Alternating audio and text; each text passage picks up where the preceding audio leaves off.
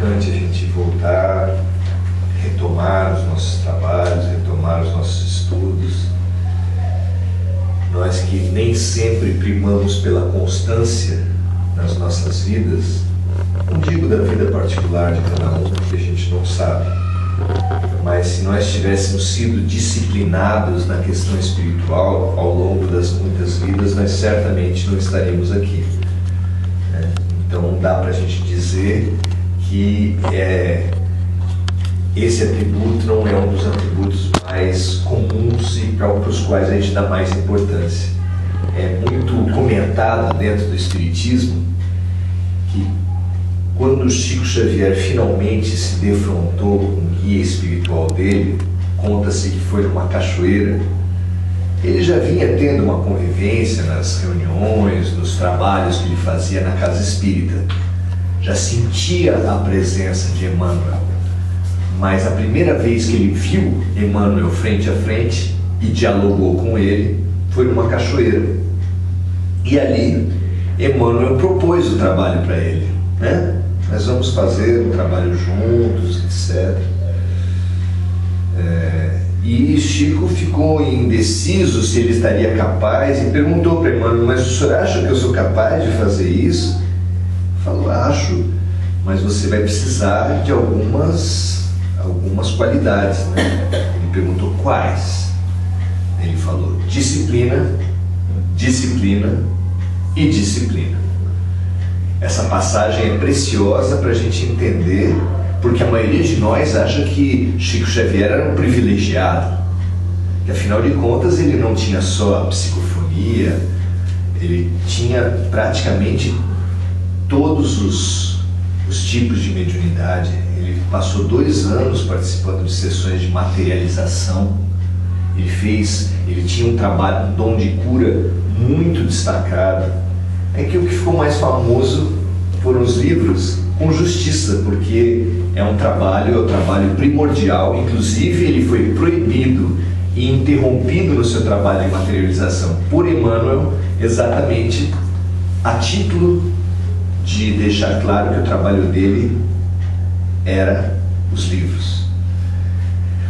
Então, tomemos os livros para buscar as nossas orientações, porque escritos em 40, 50, não interessa, eles são atuais de uma maneira fantástica. Esse Caminho, Verdade e Vida, é sobre ele que nós temos feito o nosso trabalho, porque são trechos diversos, quase 200 trechos em cada livro da série Fonte Viva, e nesse livro tem quase 200 trechos do Evangelho, que ele faz uma interpretação e tira as lições de uma maneira muito feliz. Emmanuel faz um trabalho belíssimo e eu recomendo e tenho tentado fazer esse estudo. Hoje surge para a gente a questão da atitude da gente no momento da transição planetária. É lógico que antes de pensar atitude, devemos pensar o quanto estamos informados minimamente e convencidos de que estamos em meio a uma transição planetária. Por quê? Porque quem acreditava que a transição planetária é fim de mundo, ficou discutindo há muito tempo que a humanidade vem discutindo se o mundo vai acabar em água, em fogo, como é que o mundo vai acabar. E a gente foi passando por uma série de situações que deixaram em dúvida: será que o mundo vai acabar mesmo? Nós passamos, por exemplo, pelo bug do milênio, né? E todo mundo falou, baseado na ciência, inclusive, que os aviões iam acabar, os bancos iam parar lá em 1999, e acabou 1999, efetivamente o sistema bancário e de informática passou por adaptações, mas a verdade é que não aconteceu nada.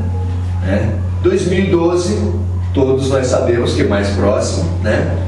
Multidões armazenando alimentos, gasolina, comprando coisas, tentando se refugiar o máximo possível.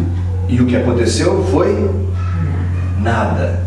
E aí a gente sai de um extremo achando que o mundo vai acabar de um jeito, de outro, com terremoto, com maremoto, com tsunami, etc, etc, para ficar céticos e falar: isso é tudo balela. Então foi tão equivocado achar que o mundo ia acabar, quando achar que o mundo não está acabando, porque o mundo está acabando.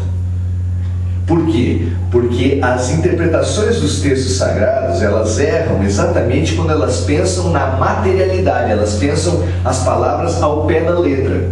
O mundo que está acabando é o mundo da corrupção, o mundo da pedofilia, o mundo da maldade, o mundo dos assassinos em série, o mundo do terrorismo. Esse mundo está acabando. Mas como que o mundo pode acabar assim? Qual é a diferença que tem entre o mundo no estágio que nós ainda estamos vivendo, que no Espiritismo os Espíritos apontam para a gente que é um mundo de provas e expiações, onde o que predomina é a dor, para esse planeta de regeneração que vai se seguir e onde predomina a atitude positiva do ser humano? Qual é a diferença, o que vai marcar a diferença de um estágio ao outro da humanidade? É uma coisa que nenhuma ficção científica previu.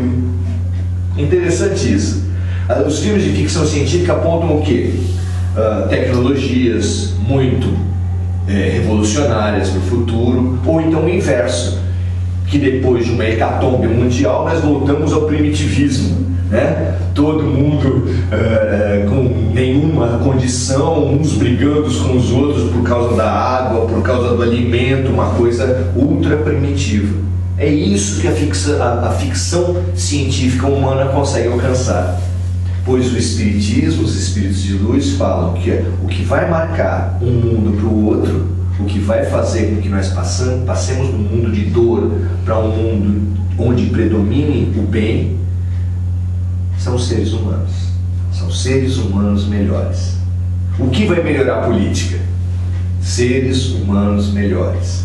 O que vai melhorar a família? Seres humanos melhores. O que vai melhorar o judiciário? A polícia? O que vai melhorar a educação?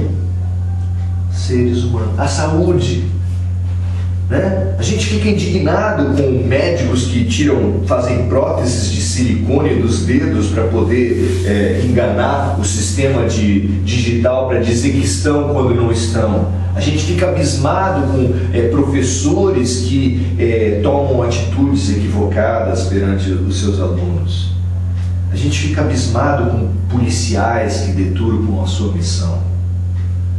Pois a polícia, a educação, a saúde, a política que a gente precisa, só tem uma saída. Quem ainda estiver iludido de que a gente mudando um secretário por outro, agora a coisa vai, de que a gente mudando um prefeito por outro, um governador por outro, é lógico que as pessoas mais bem intencionadas ajudam sim. Ajudam sim, a gente deve buscar informações para votar bem. Continua sendo essa importante a nossa tarefa. Mas acreditar que uma pessoa vai transformar tanto a vida do país, do mundo, ou mesmo as nossas próprias vidas, é de uma ingenuidade muito grande. É aquela ingenuidade que às vezes a moça, o moço tem quando vão casar e que pensam como Roberto Carlos. Daqui para frente, tudo vai ser diferente. E infelizmente não é assim. Os candidatos tentam nos convencer, as pessoas que nos tentam fazer propostas para a gente, inclusive de casamento, tentam dizer isso, mas não é verdade. Por quê? Porque nós não vamos mudar da água para o vinho. E a única coisa que promove uma mudança real na vida da gente é a mudança interior. Tudo que for externo vai ser mudança aparente. Então você estuda 4 anos numa universidade e põe uma roupa, uma beca, né? Não é beca, é uma roupa de formatura. Você põe uma beca de formatura e ali parece que a sua vida está se transformando. Será que a vida está se transformando realmente? Vai se transformar conforme a atitude que você desenvolver dali para frente e não conforme as coisas externas. As pessoas se batizam e falam: eu encontrei Jesus, a minha vida se transformou. Por que você se batizou? A sua vida vai se transformar? É claro que não. batizei, crismei, no final da vida, tomei a extrema-unção, já estou de bem com Deus, porque falei que me arrependi perante um sacerdote. Ora, minha gente, não importa nada o que você fez, todos os seus equívocos, as suas barbaridades, é só você falar perante o sacerdote, eu me arrependo e está tudo modificado. É claro, a mínima inteligência, o mínimo pensamento nosso vai dizer, isso são ilusões produzidas pela mente humana. A gente percebendo que nós estamos nesse momento de transição e que o cerne da transição, o cerne da mudança é a modificação do ser humano, qual é a angústia? Qual é a questão que brota das nossas almas? Se para transição precisa que a gente mude de atitude, eu preciso saber qual é a mudança. Qual a mudança? Como eu devo agir no momento de transição para aproveitar esse momento e poder passar de ano na escola? Porque a prova está aí, eu preciso saber o que vai cair na prova. Não é assim que a gente perguntava entre os alunos? Ficava especulando um colega com o outro. E aí, o que você acha que vai cair na prova? Para você pensar o quê? De que forma eu vou poder estudar? Como eu vou poder agir no momento da transição planetária? Esse é o nosso tema de hoje. E, como sempre, cada vez que a gente pergunta para si mesmo como agir, a gente busca Jesus, né? E o trecho que Emmanuel sugeriu para a gente hoje fala exatamente isso. O trecho é o item 140 e o título é Para os Montes, numa das raras instruções de Jesus para como nós devemos agir durante a transição planetária. Então, os que estiverem na Judéia, fujam para os montes. Para quem esperava longas digressões, enormes trechos com passo a passo do que fazer, é decepcionante, né? Os que estiverem na Judéia, fujam para os montes. Aí você ouve um negócio desse e fala, será que a Ilha Pochá quer sair? Será que é vamos todos para a Ilha Pochá?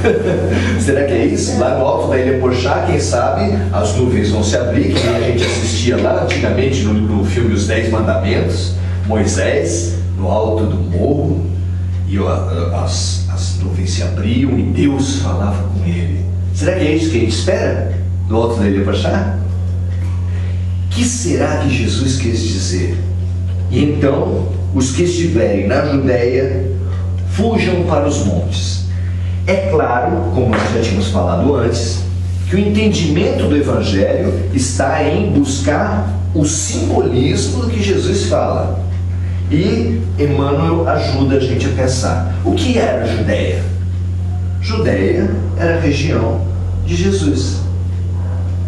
Então, todos aqueles que estiverem na região de Jesus, próximos de Jesus, no momento da transição, devem fugir para os montes.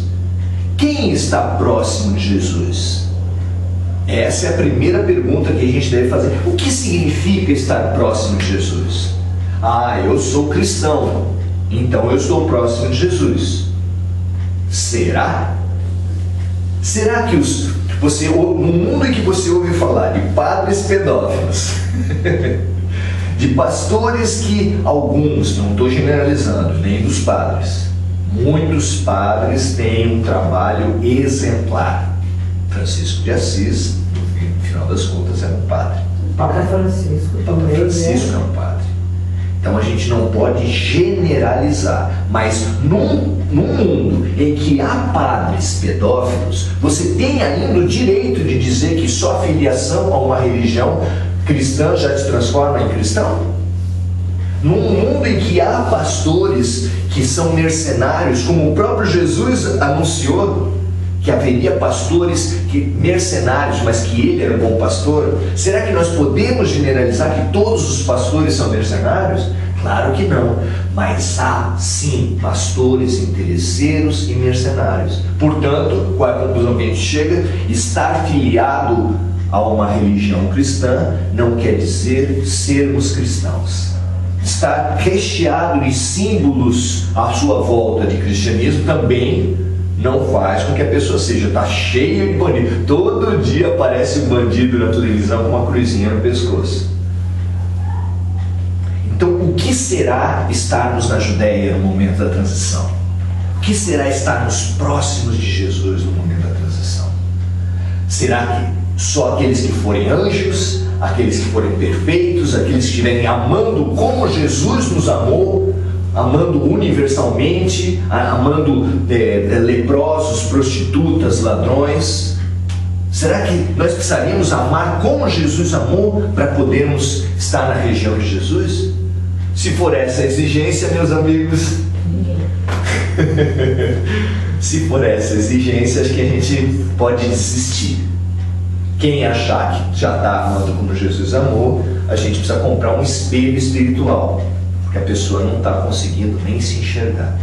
É o que a molecada chamava antigamente de Tássia, pessoa que está se achando, né? Tem, infelizmente, no cristianismo, pessoas assim. Estar na região de Jesus significa o que Jesus mesmo disse: paz na terra aos homens de boa vontade. Jesus não quer perfeição, mas quer de nós boa vontade. Será que nós temos boa vontade? O que é ter boa vontade? Sinceramente buscar todas as lições, buscar aproveitar todas as lições no sentido desse amor universal, desse amor puro, desse amor que não vê fronteiras, porque nós estamos cheios de fronteiras.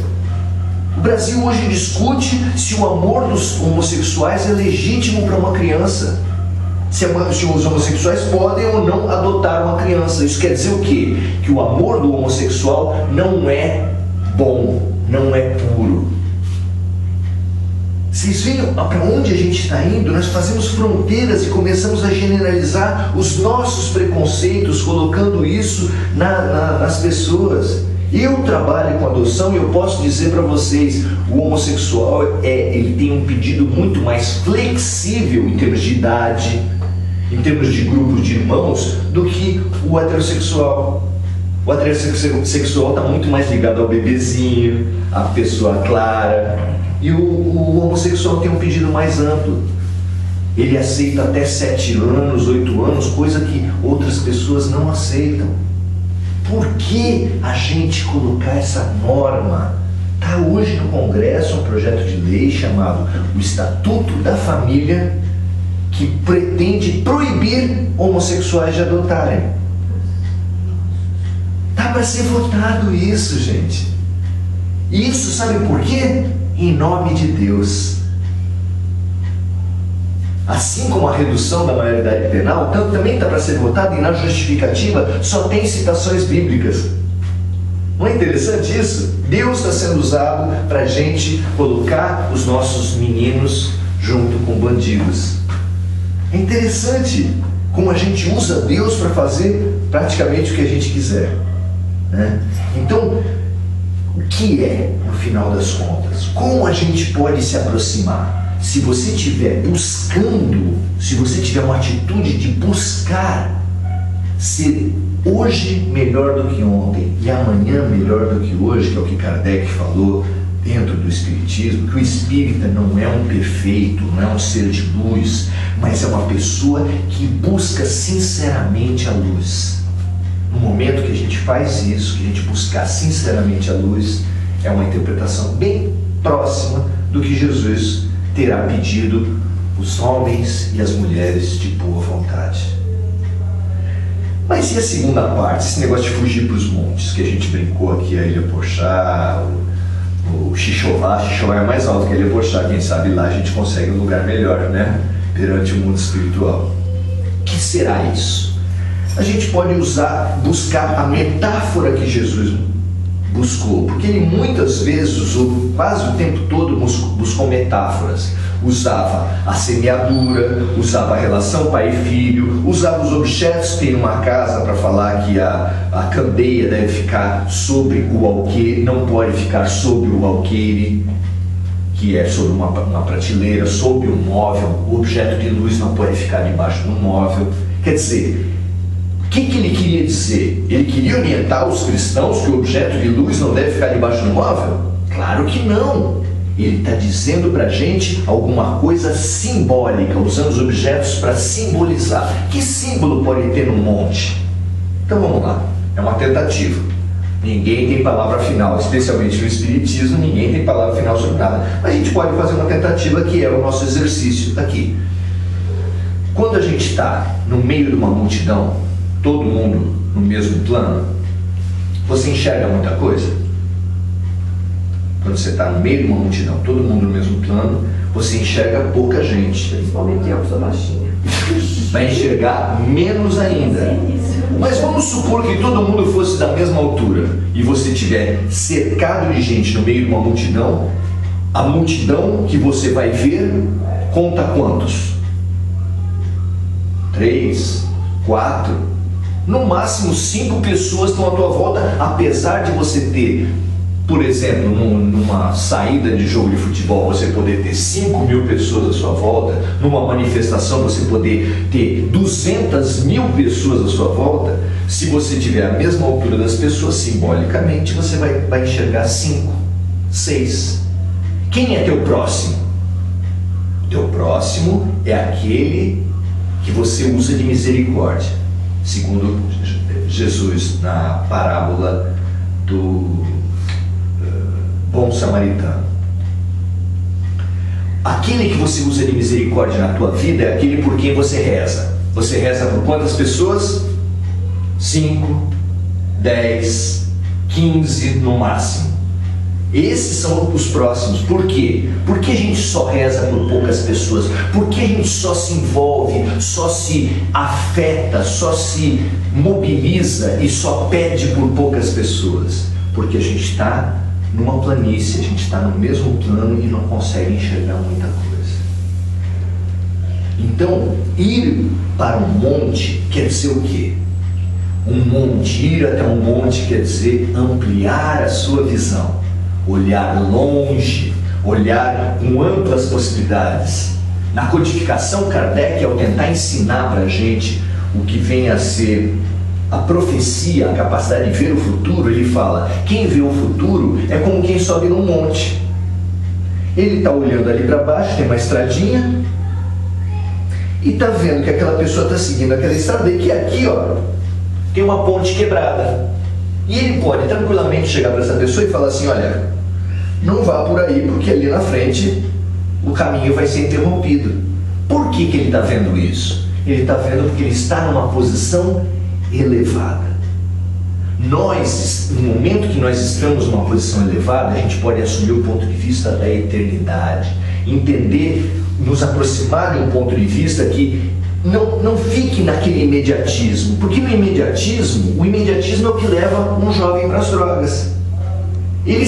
Você precisa dizer para um jovem que está se matando nas drogas: olha, a droga faz mal para a saúde.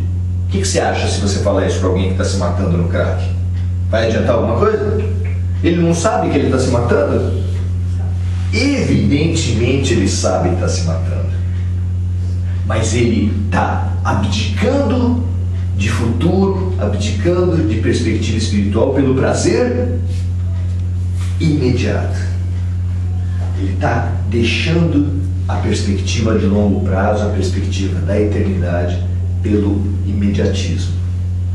Nós, no momento que a gente sai da planície e que adquire busca uma perspectiva, se não no alto do monte, mas um pouquinho mais elevada, para tentar enxergar a vida sob outro ângulo, você vai conseguir entender muita coisa. Você vai entender por que uma criança nasce com uma doença incurável, por que uma criança nasce numa família profundamente violenta, enquanto outra nasce numa família harmoniosa.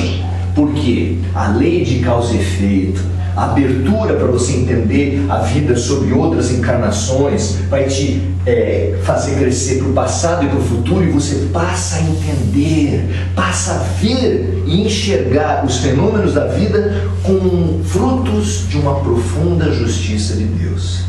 Como conseguir isso sem a visão da eternidade? Sem entender que o de hoje, que o que acontece nessa vida tem origem em outras, e o que acontecer no teu futuro, nas suas próximas vidas, tem origem nas opções que você tomar agora.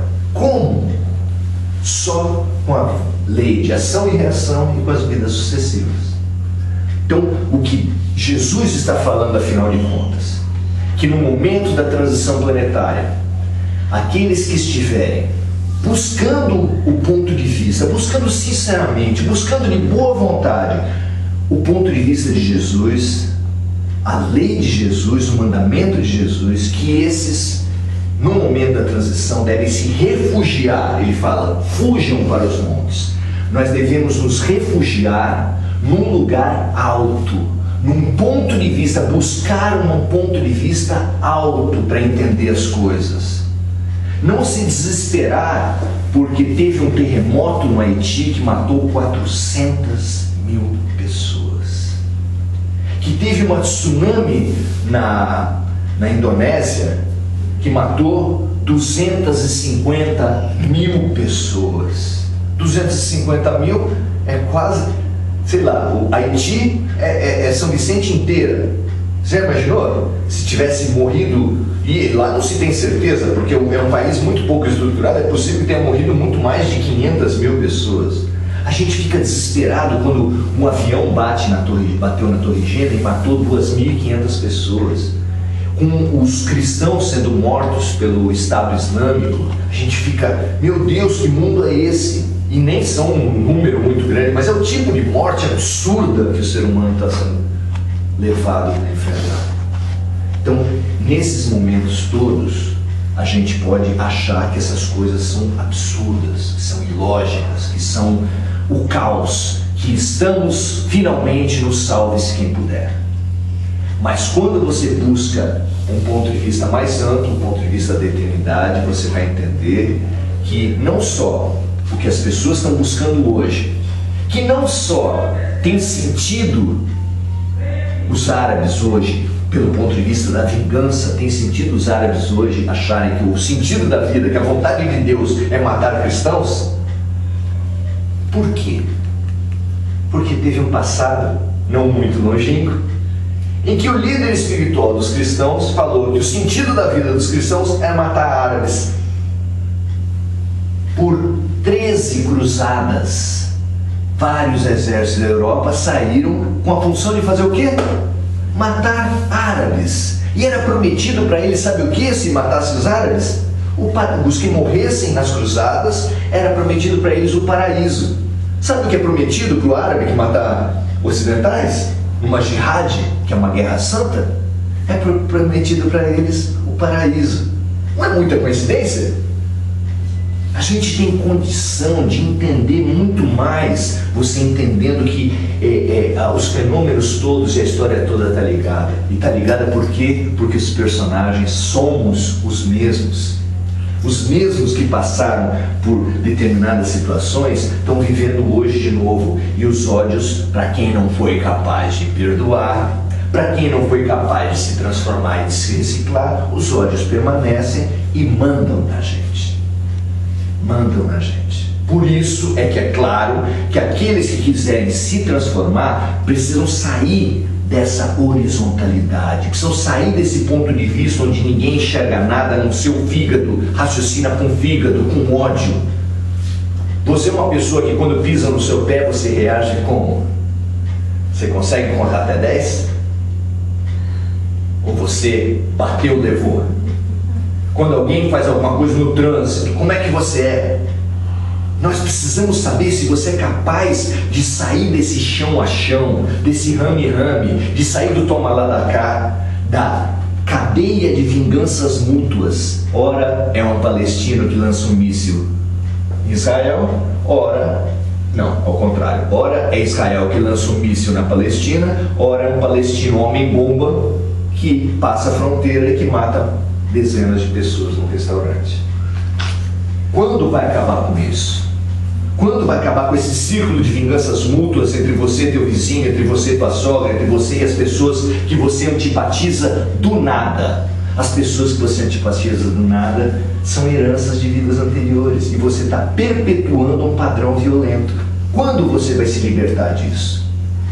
Essa é a pergunta. Nós precisamos trabalhar para a nossa transformação. E para a nossa transformação, no momento da transição planetária, duas tarefas, segundo essa passagem que Jesus nos deixa hoje, são colocadas. Primeira, você busca sinceramente se aproximar do universo ideológico e do universo amoroso de Jesus? Essa é a primeira pergunta. Sinceramente, não por coisas externas, não por coisas, por adereços. Você busca nas tuas atitudes isso? Ok, não precisa ter alcançado, só buscar sinceramente. E a segunda pergunta, você está disposto a nesses momentos, nos momentos críticos que você está passando, que você vai passar, você buscar a eternidade como ponto de vista para entender a justiça divina se operando, para entender a razão de todas as coisas? Você está disposto a isso? Essas são as perguntas que Jesus está fazendo para a gente. Obrigado, gente.